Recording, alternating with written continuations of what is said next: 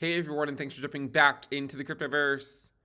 Today, we're going to talk about Bitcoin, and we're going to be discussing the market cycle ROI, or return on investment. If you guys like the content, make sure you subscribe to the channel, give the video a thumbs up, and check out Into the Cryptoverse Premium at intothecryptoverse.com, where you can, of course, follow along with the charts that we're going to talk about in this video, as well as thousands of other different charts on all sorts of different cryptocurrencies, equities, and more. So the first thing we're going to take a look at, we're going to measure it three different ways. We're going to look at the ROI after the low in 2022. We're then going to look at the ROI as measured from the peak in 2021. We're going to measure it from both the April 2021 peak and the November 2021 peak. And then we're also going to measure the ROI since the halving. Those are the three most relevant ways, I think, to measure it. And so we're going to take a look at each one. And I think different people prefer different views or different measurements. Some people just prefer the halving. Some people just prefer the lows. Some people prefer the peak. Let's just show all three and not pick a favorite. The first one is looking at it as measured from the low. And of course, there are two market cycles that I'm not showing on here. These were the first two. You could also even make the claim that the first cycle and the second cycle perhaps are the same cycle, right? Maybe we just tack this one onto the end of this one and call that a single cycle, which perhaps we'll make as an option in the future. But if you just look at the last couple of cycles, you will in fact see that at this point in the cycle, as measured from the lows, Bitcoin is up right now about 4.36x, right? Off the lows, over 4x. Last cycle, at this same exact time, it was only 2.8x off the lows. 2 cycles ago at this time, it was 3.27x off the lows. So far, this cycle, it's actually off the lows more than the 2 cycles that came before it. The interesting thing, and we talked a lot about this last cycle, was the idea of diminishing returns. And it's never a popular topic, right? Everyone wants, to put out sort of the outlandish price predictions because those get all the views. But as we said last cycle, there is a case to be made for diminishing returns. It is nothing personal, with Bitcoin or anything like that. It's just sort of the recognition that it's going to take exponentially more and more money to move the price. And of course, we are getting a lot more money in the terms of all these institutions and whatnot getting on board with Bitcoin, but it's still going to be a tall order to sort of outperform what has occurred in prior cycles. Now, that doesn't mean you can't keep pace with prior cycles for a time. In fact, last cycle, we kept pace with the cycle before it for almost 900 days, or even actually over 900 days before they really started to deviate. And right now, we're currently we're less than 600 days in. So that's just something to think about in terms of where we are. But we are kind of ahead, and I know a lot of people are getting bored. Remember, last cycle, we actually had a period where the market did this exact thing for about 6 to 9 months. If you were to go look at the period sort of starting in mid-2019, just before the Fed cut rates, the market got incredibly boring for a while. And while it did have some pretty nasty scares that took you back near the lows, it still ultimately recovered and went on to much higher prices. And even in the summer of the halving year, back in 2020, the market got relatively boring back then as well. So just know that it's normal to have fairly boring times in the market. We saw that in 2019. There was really low social interest right in this period in 2019. Not that dissimilar from what we're currently seeing, just in terms of social interest. Obviously, the year is different, right? It's not the halving year, or 2019 wasn't the halving year, whereas 2024 is. So, of course, there are some differences, but monetary policy is similar.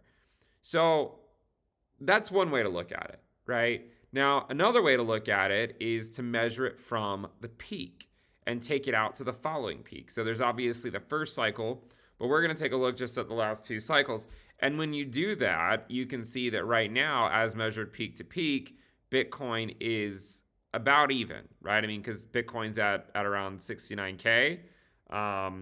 And that was the all-time high last cycle, so it makes sense that we're basically right at that one 1x ROI as measured from the peak. Whereas at this same point in the last two cycles, Bitcoin was still about 40 to 50% down from the all-time high. So, I mean, again, it once again goes to show just how far ahead we are compared to the last two cycles. Now, one of the things that we've talked about before is that you could make a case that the peak in 2021 in April was more of a significant top than the one in November.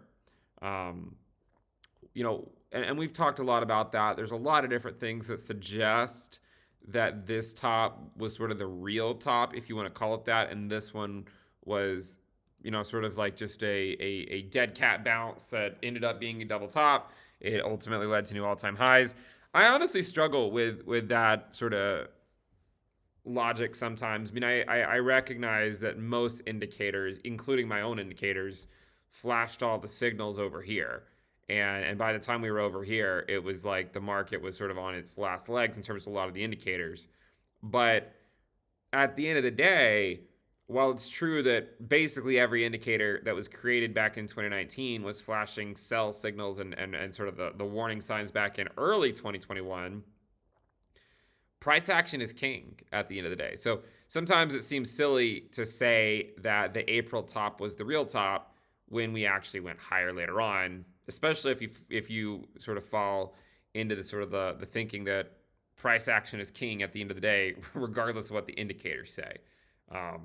So I think it probably makes more sense to look at it like this, but there's no denying the reality that if you were to measure it from the April 2021 top, it looks a lot more similar to the last two cycles at this point in the cycle, right?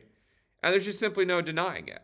And so really the question is do you take it from the April top and say, well, we're kind of right in between the last couple of cycles? Or do you take it from the November top and say, you know what? So what if there's a lull in price activity by Bitcoin this summer? So what, right? I mean, we're well ahead of where we should be anyways. So sort of what I imagine is that if we continue higher into the summer, and I don't just mean sweeping the highs, right? I don't just mean doing what you did in June of 2023, where you sweep the highs and then you bleed back down. If you actually go much higher into the summer, then it would make this comparison more believable, right? If you don't, and instead you get a pullback into the summer, maybe perhaps on the news of bad economic data or something like that. We already just saw the Atlanta Fed, sort of lower their estimate for real GDP in the second quarter from 4.2% all the way down to 1.8% over the last 4 weeks. So clearly there's some parts of the economy are slowing down a little bit. And it's kind of a similar thing in 2019 where Bitcoin had a crazy rally and then it cooled off for about 6 to 9 months. And it's really hard to know if that's where we are or if we're much further along, right? But I suppose that this summer will give us the answers that we are in fact looking for. So definitely two different really interesting ways to measure it. And then the third way to measure it is from the halving. This is probably my least favorite way to measure the ROI because basically it's sort of just taking it from a somewhat arbitrary point. Like in fact, after the 2016 halving, Bitcoin then dropped down quite a bit, and then it took actually quite a while for it to just return to where it was, before the halving, right? I mean, it took about 3 months just to get back to where it was. But if you do look at the prior 3 cycles and you look to see where we are right now, we're actually third best in terms of ROI after the halving. The best ROI, the highest ROI that we had at this point after the halving was the first cycle. Bitcoin was already up 15% from the halving. The second highest was last cycle where Bitcoin was up 8% following the halving. So currently we're coming in about 7% above where we were at the halving. And then the worst performance was 2016, where at this point Bitcoin was still down about 11% from from the price that it had, the price that Bitcoin was at when it went into the halving. So definitely a lot of different ways to sort of measure market cycle ROI, measuring it, from the halving, which is probably the least interesting way to measure it right now, just because there's not, history shows that, with the exception of the first halving where we basically just went straight up, the last two halvings, it really took, about 6 months for anything to really happen. And that's kind of something that often happens. There's this hype around the halving, everyone gets super excited about it, and then nothing really happens for a while, right? It doesn't mean we didn't see price go up. Even in 2020, we saw it go up a little bit, but the real move didn't come until the very end of the halving year or the post-halving year. Okay, but this is certainly, it's worthwhile to measure from the halving. I think it's worthwhile to measure it from the peak as well, and also from the 2022 lows. All different ways to get insight into the current cycle ROI of Bitcoin. Hopefully you guys enjoyed the content. Make sure you subscribe if you're not subscribed to the video, thumbs up. And also check out Into the Cryptoverse Premium at intothecryptoverse.com. You can follow along not only with Bitcoin, but also plenty of other cryptocurrencies as well. See you guys next time. Bye.